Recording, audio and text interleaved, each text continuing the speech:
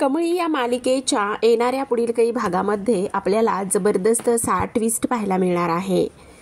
आता नयनतारासमोर कमळी ऋषीचे एक नाही तर दोन सत्य आलेले असतात। सोबतच आता नयनताराने कमळीचा सर्वांसमोर अपमान केल्यामुळे कमळीने ऋषीसोबत असलेलं होतं नव्हतं ते सगळं नातं तोडलेलं असतं आणि नाराज झालेले असते आणि नाराज झाल्यामुळे तिथून ती निघून जाण्याचा प्रयत्न करत असते। तर प्रेक्षकांनो, ह्या सगळ्या गोष्टी आपल्याला या आजच्या ट्विस्टमध्ये इथे पाहायच्या आहेत, जाणून घ्यायच्या आहेत। त्यामुळे लगेचच वेळ वाया न घालवता चॅनलला सबस्क्राईब नक्की करा। तर प्रेक्षकांनो, आपण मालिकेमध्ये आतापर्यंत पाहिलं होतं की ऋषी आणि कमळी त्यांच्या खोलीमध्ये असतात। ऋषी कमळी त्यांच्या खोलीमध्ये असताना ऋषीने तिच्याकरिता जो डायमंडचा नेकलेस आणला होता तो तिला देत असतो आणि तेव्हा देत असताना कमळीला तो अक्षरशः इथे सॉरी सुद्धा म्हणालेला असतो। त्याचबरोबर मला माफ कर, माझं चुकलेलं आहे आणि सगळ्यात महत्त्वाची गोष्ट म्हणजेच की मी आत्ता तुझ्यासोबत ज्या गोष्टी इथे वागलोय आत्तापर्यंत, म्हणजे तू कबड्डीमध्ये इथे पार्टिसिपेट करत होतीस आणि मी नंतर तुला इथे इग्नोर केलं, टाळलं, त्याचबरोबर विरोध केला, ह्या सगळ्या गोष्टी मला माहिती आहेत आणि त्यामुळे मी तुझी मनापासून माफी मागत आहे। हे सगळं आता ऋषी कमळीला बोललेला असतो आणि त्या सगळं बोलल्यानंतर इथे तू मला माफ कर असं सांगितलेलं सुद्धा असतं आणि त्या सगळ्या गोष्टीवर हे एक तुझ्याकरिता मी इथे गिफ्ट आणलेलं आहे असं सांगितल्यानंतर आता लगेचच कमळीच्या गळ्यामध्ये त्याने तो डायमंडचा नेकलेस घातलेला असतो। खरं पाहायला गेलं तर कमळीला ही गोष्ट अजिबातच नको होती।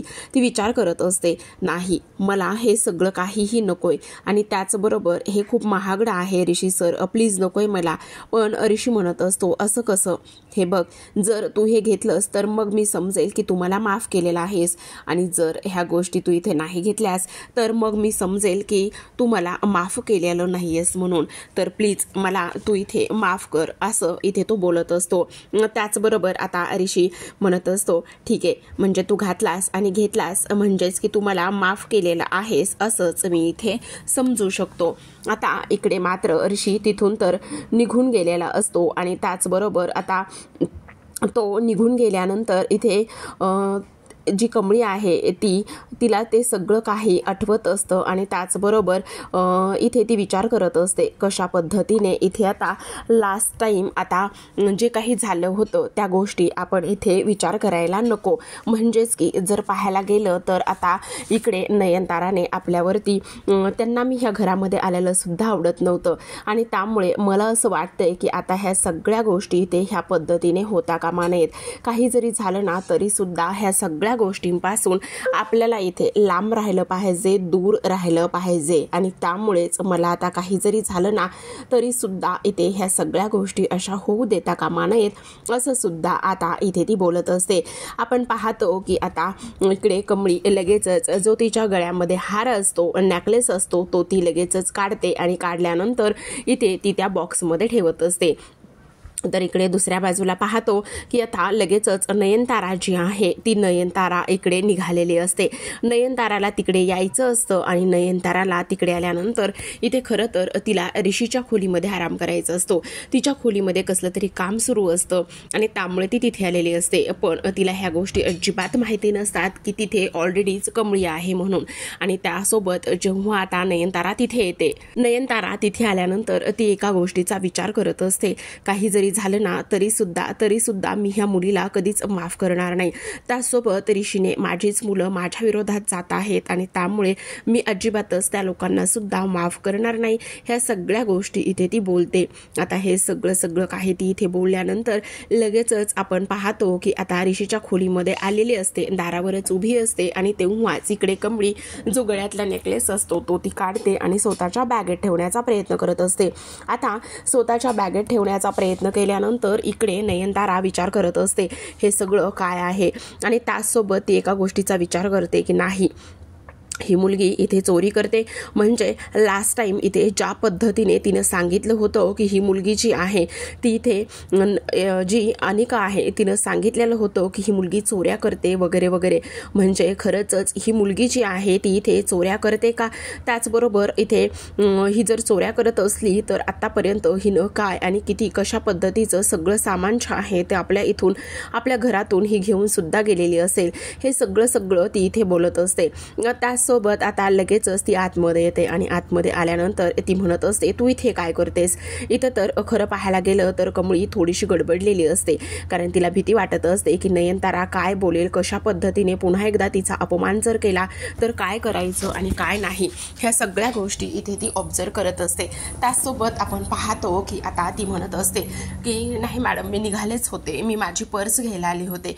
तेव्हा आता पुन्हा एकदा नयनतारा म्हणत असते, पर्स घ्यायला तू आली नव्हतीस तर तू इथे काय करत होतीस? आणि त्याचसोबत सगळ्यात महत्त्वाचं म्हणजे तू आमच्या घरामध्ये येऊन चोरी करतेस, तुझी हिंमत कशी झाली आमच्या घरामध्ये येऊन चोरी करण्याची आणि ह्या सगळ्या गोष्टी इथे करण्याची?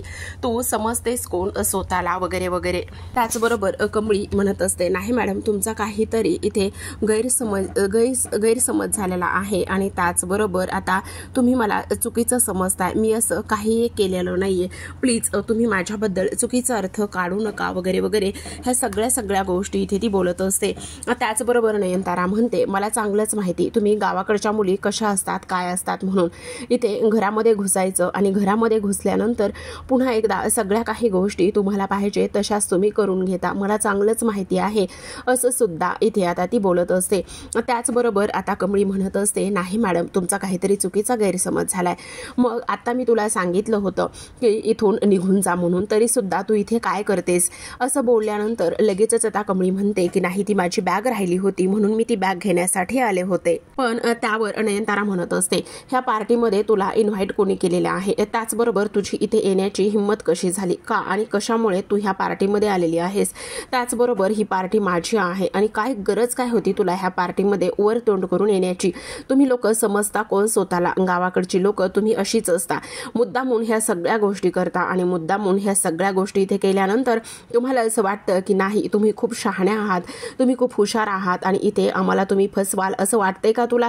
तर ती गोष्ट डोक्यातून काढून सुद्धा टाक आणि त्याचबरोबर इथे आत्ताच्या आत्ता ह्या घरातून निघून जायचं, समजलं तुला? असं म्हणूनच आता शर्ते शेवटी नयनतारा इथे कमळीचा हात पकडते आणि कमळीचा हात पकडल्यानंतर लगेचच ती तिला आता बाहेर ओढतच घेऊन आलेली असते. आता पार्टीमध्ये सगळेजण असतात. कमळी इथे म्हणत असते, मॅडम सोडा, प्लीज सोडा ना, काय करताय? तेव्हा नयनतारा म्हणते, नाही, ह्या बॅगेमध्ये तू इथे नेकलेस चोरलेला आहेस. आता कमळी सांगण्याचा प्रयत्न करत असते की हा जो नेकलेस आहे तो मला ऋषी सरांनी गिफ्ट दिलेला आहे, पण कमळी मात्र ती गोष्ट सांगू शकलेली नसते, कारण कमळी म्हणत असते, जर मी ही गोष्ट जर सांगितली तर खूपच मोठा इथे गोंधळ होईल आणि त्याचबरोबर आता ऋषी सर सुद्धा खूप मोठ्या अडचणीत येतील, हे सगळं इथे व्हायला नकोय असा इथे ती विचार करत असते. त्याचबरोबर हा सगळा काही इथे विचार केल्यानंतर आता इकडे ती एका गोष्टीचा पुन्हा विचार करते की जर मी आता हे सगळं काही सांगत बसली तर नको, नाही, मी हे सगळं अजिबातच कोणाला काहीच सांगत नाही, नको, असू देत वगैरे वगैरे, ह्या सगळ्या गोष्टी इथे ती बोलत असते. तर आता इकडे जी कमळी आहे ती खूप समजावून सांगण्याचा प्रयत्न करत असते, पण कमळी समजावून सांगून सुद्धा इथे मात्र ती कोणीच काही ऐकत नसतात. सरळ इथे आता त्याच्यावरती हे आरोप केलेले असतात आणि सरळ तिच्यावरती आरोप केल्यानंतर इकडे ती एका गोष्टीला खूप वैतागलेली असते. ती म्हणत असते, नाही, ह्या सगळ्या गोष्टी मी अजिबात इथे सहन करणार नाही, काही जरी झालं तरी सुद्धा इथे तुमचे आरोप आहेत हे, त्यावरच आता इकडे हे सगळं काय आहे असा विचार सगळेजण करत असतात. आणि ह्या सगळ्या गोष्टीचा आता इथे विचार केल्यानंतर इकडे मात्र लगेचच जो काही इथे ऋषी आहे, ऋषी म्हणत असतो, अगाई, हे सगळं काय आहे आणि त्याचसोबत तू असा हा सगळा काही काय गोंधळ आहे? पण इकडे नयनतारा म्हणत असते, आता ह्या सगळ्या गोष्टीमध्ये इथे कोणीही आणि काहीही बोलायचं नाही, समजलं? एकदमच सगळ्यांनी इथे शांत राहायचं आहे. ही मुलगी ह्या मुलीला कोणी पार्टीत इन्व्हाइट केलं? काय गरज होती ह्या मुलीला इथे पार्टीमध्ये इन्व्हाइट करायची? आणि त्याचसोबत ह्या मुलीला इथे पार्टीमध्ये इन्व्हाइट केलं तर केलं आणि वरून ह्या मुलीनं चोरी केलेली आहे. त्याचसोबत इथे कमळी म्हणत असते, नाही मॅडम, मी नाही चोरी केली. त्यावरच ऋषी म्हणत असतो, अगं आई, प्लीज हा तमाशा नको करू, जरा ऐकून तरी घे. त्यावरच ती म्हणत असते, नाही ऋषी, तू अजिबात काहीच बोलणार नाहीयेस, कारण ह्या मुलीने इथे चोरी केलेली आहे. आपल्याला माहिती सुद्धा नाही की ह्या मुलीने कशा पद्धतीने आणि किती आणि कुठे कुठे चोरी केलेली आहे. आता तर फक्त हीच एक गोष्ट आपल्या समोर आलेली आहे आणि ती इथे समजलेली आहे. मी तिला रंगे हात इथे पकडलेला आहे असं इथे ती बोलत असते. आता ह्या सगळ्या गोष्टी बोलल्यानंतर काय चोरले ते तरी सांगाई असं म्हटल्यानंतर आता लगेचच जो डायमंडचा नेकलेस असतो तो नेकलेस इथे ती काढून दाखवते. इकडे मात्र ऋषी अगदी शांत पडलेला असतो. त्याला तर कळत नसतं. तो इथे बोलायचा सांगायचा प्रयत्न करत असतो. अगं आई तू जरा ऐकून तरी घे. हे बघ ऋषी तुला मी कितीदा सांगितलंय की ह्या मुलीची अजिबात बाजू घ्यायची नाही म्हणून, तरी सुद्धा जर तू त्या मुलीची बाजू घ्यायला आलास तर याद राख असं आता नयनतारा बोलत असते. त्याचबरोबर ऋषी समजावून सांगण्याचा खूप प्रयत्न करतो पण ऋषी समजावून सांगून सुद्धा इथे मात्र काहीच फरक पडत नाही. सरळ इथे कमळीवरती त्यांनी आरोप केलेले असतात. आणि त्याचबरोबर ही मुलगी, ह्या मुलीचा काय संबंध इथे आपल्या घरामध्ये यायचं आणि त्याचबरोबर इथे ह्या सगळ्या गोष्टी अशा पद्धतीने हिने इथे केलेल्या आहेत. म्हणजेच तसं पाहायला गेलं तर इथे ही मुलगी कोण आहे, गावाकडची कुठली, त्याचबरोबर इथे सगळ्यांना सांगत असते. आता मी जे काही हिचा अपमान केलेला आहे त्या अपमानावरती तरी इथे कोण आणि कशा पद्धतीने इथे थांबलेलं असतं का, नाही तरी सुद्धा ही मुलगी इथे वर तोंड करूनच थांबलेली आहे असं सुद्धा आता इथे नयनतारा बोलत असते. आता ह्या सगळ्या गोष्टी नयनताराने इकडे बोलल्यानंतर मात्र सगळ्यात महत्त्वाचं म्हणजेच की इथे ऋषीला खूप जास्त त्रास होत असतो. तो बोलण्याचा सांगण्याचा खूप प्रयत्न करतो पण इथे मात्र त्याचं म्हणणं कोणीच ऐकून घेत नसतं आणि त्याचं म्हणणं कोणीच ऐकून न घेतल्यामुळे मात्र आता कमळीवरती नाही ते आरोप इथे होत असतात. पण आता मात्र इथे जी आपली निंगी आहे, निंगीला आता ह्या सगळ्या गोष्टीचा तिचा बांध फुटतो आणि ह्या सगळ्या गोष्टींचा बांध फुटल्यानंतर ती म्हणत असते बाद झालं नयनतारा मॅडम, तुम्ही काय बोलताय काय करताय ह्याचं जरा तरी तुम्हाला भान आहे का? तुम्ही आमच्या कमळीवरती हे असले आरोप करताय, ह्या चोरीचे आरोप करताय. अहो तुम्ही असाल पैशाने श्रीमंत पण आमची कमळी आणि आम्ही पैशाने नाही तर मनाने श्रीमंत आहोत. हे असले तुम्ही फेकलेल्या तुकड्यावर आम्ही जगणारी कुत्रे नाही आहोत. आणि राहिला प्रश्न इथे आम्हाला इन्व्हाइट करायचा पार्टीमध्ये, तर तुम्हाला सांगितलं नसेल तुमची लाडकी मुलगी म्हणजेच इथे तिची मैत्रीण काय, अहो तुमची लेकच, त्या तुमच्या लेकीनेच आम्हाला इथे ह्या पार्टीमध्ये आजच्या इन्व्हाइट केलेला आहे. त्याहूनही सगळ्यात महत्त्वाची आणि मोठी गोष्ट म्हणजेच की तुम्ही म्हणताय ना हा हार इथे तिने चोरलेला आहे, तर तुमचा काहीतरी चुकीचा गैरसमज होतोय. आणि त्याहूनही सगळ्यात महत्त्वाची म्हणजे की तुम्हाला असं वाटत असेल की इथे रोज कमळी इथे येते, तर कशासाठी येते ते तुम्हाला माहिती आहे का? हो येते ना, एक नाही तर रोज येते कमळी इथे. तर ती इथे कशासाठी येते? तुमच्या लाडक्या नातीला म्हणजेच नायशाला डान्स शिकवण्यासाठी इथे ती येत आहे, समजलं? मग हे तुम्हाला माहिती नाहीये का? त्यावरच आता इकडे नयनताराला हे सगळं ऐकल्यानंतर तिला खूप मोठा धक्का बसतो. ती तर अक्षरशः विचार करत असते हे सगळं काय आहे आणि त्याचबरोबर ती लगेचच विचारायला जात असते काय म्हणजे कोणी बोलवलेलं आहे तुला पार्टीमध्ये? आणि त्याचबरोबर इकडे ती लगेचच आता प्राजूला विचारत असते प्राजू हे सगळं काय आहे? तेव्हा प्राजूकडे सुद्धा बोलल्याशिवाय कुठलाच पर्याय शिल्लक राहत नसतो. प्राजू म्हणत असते हो मीच बोलवलेलं आहे तिला पार्टीमध्ये. त्याचबरोबर इकडे लगेचच राधिकाला सुद्धा ती विचारते राधिका खरं सांग काय चाललेलं आहे हे सगळं? त्याचबरोबर इथे तू इथे नायशाला डान्स क्लास हिच्याकडून लावलास? तुला जर एवढाच नायशाला डान्स क्लास लावायचा होता तर तू मला बोलायचंच ना, मी सगळी सोय करून दिली असती. एक प्रोफेशनल डान्स क्लास मी इथे तुला लावून दिला असता. आणि ह्या सगळ्या गोष्टी तू अशा नाही केल्यास तर काय करून ठेवलेला आहेस? तू वेडी आहेस का? हे सगळं आता इथे ते बोलत असतात. ह्या सगळ्या गोष्टी इथे बोलल्याच्या नंतर आता मात्र इकडे जी काही कमळी आहे, कमळीला तर खूपच मोठा इथे धक्का बसत असतो. त्याचबरोबर ऋषी आणि त्याचबरोबर इतर लोकांना सुद्धा खूप मोठा धक्का इथे बसलेला असतो. ती लोक असा विचार करत असतात की आता काय करायचं, कशा पद्धतीने ह्या सगळ्या गोष्टी इथे हँडल होणार आहेत कळत नाही. कारण आता इकडे जी काही आपली अनिका आहे, अनिकाने हे सगळं आता केलेलंच आहे. पण इथे मात्र जी निंगी आहे, निंगीने ह्या सगळ्या गोष्टी अशा पद्धतीने सांगितल्यामुळे आता सगळं उघड झालेलं आहे. तरी सुद्धा इथे ती काही शांत बसत नाही. आणि तरी सुद्धा इथे तिला नाही ते आरोप आणि नाही त्या गोष्टी इथे करण्याचा प्रयत्न करतच असते. त्याचबरोबर आता सगळ्यात महत्त्वाची गोष्ट म्हणजेच की ती इथे बोलत असते की हे सगळं कोणी केलेलं आहे, कशामुळे केलेलं आहे.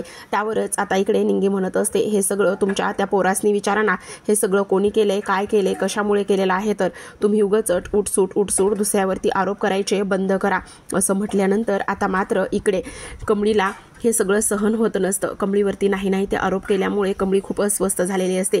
आता सरते शेवटी इथे कमळी हात जोडते आणि म्हणत असते हे बघा, तुम्हाला वाटत असेल की आम्ही फक्त पैशाच्या मागे लागलेलो आहोत, मान्य आहे आम्ही गरीब आहोत, पण अजिबातच नाही.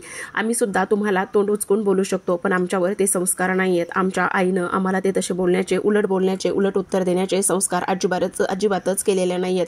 आणि त्याहूनही सगळ्यात महत्त्वाची गोष्ट मी आज तुम्हाला सांगते की हो मान्य, मी तुमच्या घरी आले, पण तुम्ही आत्ता जे माझ्यावर आरोप केलेत ना, ते अजिबातच खरे नाही आहे, ते सगळे चुकीचे आहेत.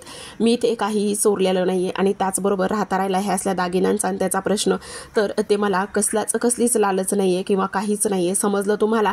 आणि आणखी एक महत्त्वाची गोष्ट, मी जर तुम्हाला काही चुकीचं जास्त कमी बोललं असेल तर मला माफ करा, असं म्हणून कमळी आता निंगीचा हात धरते आणि तिथून लगेचच निघालेली असते. आता कमळी खूप जास्त रडत असते, तर निंगीने तर चांगलं सुनावलेलं असतं, पण इथे निंगी तिला म्हणत असते, काय गरज आहे एवढी ऐकून घ्यायची, एवढं ऐकून घेऊस तर, एवढे बोलूस तर, काय करत होतीस तू, काय चाललंय कमळे, नाही तिथं तर आवाज उठवतेस आणि स्वतःवरती आलं की गप्प गुमानं सगळं ऐकून घेतेस. आता ह्या दोघींचा पाठलाग करतच ऋषी आलेला असतो. ऋषी म्हणत असतो, प्लीज कमळी माझं ऐकून तरी घे. तेव्हा आता ह्या दोघी पुढे चलत असतात, तर ऋषी त्यांच्या मागे आलेला असतो. ऋषी तिला खूप समजावण्याचा प्रयत्न करतो, पण इथे कमळी मात्र काहीच ऐकत नाही. आणि काहीच न ऐकल्यामुळे आता ऋषी तिला म्हणत असतो, प्लीज कमळे माझं ऐकून तरी घे, मला काय म्हणायचं आहे तर, प्लीज तू असं नको वागूस, नको ह्या सगळ्या काही गोष्टी इथे तू करूस, प्लीज एकदा तरी तू ऐकून घेणार आहेस का. पण इकडे मात्र ती काहीच ऐकून घेत नाही. आणि काहीच न ऐकून घेतल्यामुळे आता मात्र इकडे ऋषी वैतागतो आणि त्याचबरोबर इकडे कमळीसुद्धा प्रचंड वैतागलेली असते. ती म्हणत असते, काय ऐकून घेणार काय आहे, मी तुमचं नाही ऐकून घेऊ शकत काहीच, मी तुमचं समजलं, मला तुमच्याशी काहीच बोलायचं नाही. आणि त्याचबरोबर मी का आणि कशामुळे तुमच्यासोबत ह्या सगळ्या गोष्टी बोलू, सांगा ना, कशामुळे बोलू. आणि त्याचबरोबर जिथे तुम्हाला बोलायचं होतं तिथे तर तुम्ही काहीच बोलला नाही आहेत. तुमची आई एवढा माझा अपमान करत होती, पण इथे तुम्ही एक शब्दसुद्धा काहीच बोललेला नाही आहे. त्यावर ऋषी म्हणत असतो, हे बघ कमळी प्लीज तू नको असं करूस.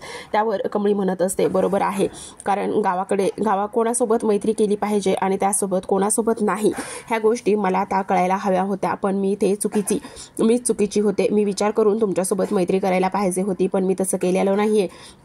मी तुमच्यासोबत मैत्री केली, त्याचबरोबर मी तुमच्यासोबत नातं जोडलं, एवढं सगळं काही तुमची आई तिथे बोलत होती, त्यावेळेस तुम्ही एक शब्दसुद्धा बोलला नाही येतं.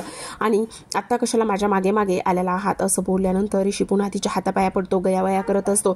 तिला समजावण्याचा खूपदा तो प्रयत्न करत असतो. समजावण्याचा खूपदा प्रयत्न केल्यानंतर सुद्धा आता इथे कमळी काहीच ऐकून घेण्याच्या मनस्थितीत नसते. आणि ती म्हणत असते, बास आता इथून पुढे नाही, तुम्ही सुद्धा इथे तुमच्या नजरेत माझी इज्जत तीच आहे एक चोर म्हणून, बरोबर की नाही. त्यावरच तो म्हणत असतो, नाही कमळी नाही, तुझा काहीतरी नक्की चुकीचा गैरसमज झालेला आहे, प्लीज जरा थोडंसं समजून घे. तुझी कायम माझ्या मनामध्ये तीच इज्जत होती, जेव्हा तू पहिल्या भेटीत भेटलीस तेव्हा, आत्ता आणि नंतर कायम नेहमीच मला तुझा आदर असेल, त्याचबरोबर नेहमी मी तुझी इज्जत करेल. हे सगळं काही तो इथे बोलण्याचा, तिला सांगण्याचा प्रयत्न करत असतो. पण कमळी मात्र म्हणत असते, नाही, आजपासून इथे तुम्ही माझ्यासोबत एक अक्षरही बोलणार नाहीयेत आणि आजपासून तुमचं आणि माझं नातं इथे संपलेलं आहे, समजलं. आणि त्याचबरोबर इथे तुमची आई बरोबर बोलती, तुमच्या स्टेटसला शोभणाऱ्या मुलीसोबतच तुम्ही इथे मैत्री करायला पाहिजे, तुम्हाला हे शोभत नाही ऋषी सर, असं बोलल्यानंतर आता मात्र इकडे जी काही कमळी आहे, कमळीने हे सगळं बोलल्यानंतर लगेचच ती म्हणत असते, चल ग निंगे, आत्ताच्या आत्ता चल, असं म्हणून ती पुढे चालत असते. आणि त्याचबरोबर ऋषी तिला सावरण्याचा, थांबवण्याचा खूपदा प्रयत्न करतो, पण इथे मात्र ती काहीही ऐकून घेण्याच्या मनस्थितीत सुद्धा नसते.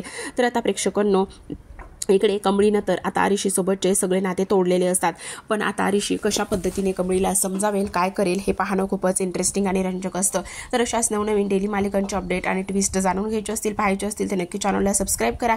भेटूयात पुन्हा एका अशाच नवीन ट्विस्ट सोबत, तोपर्यंत पाहत रहा कमळी.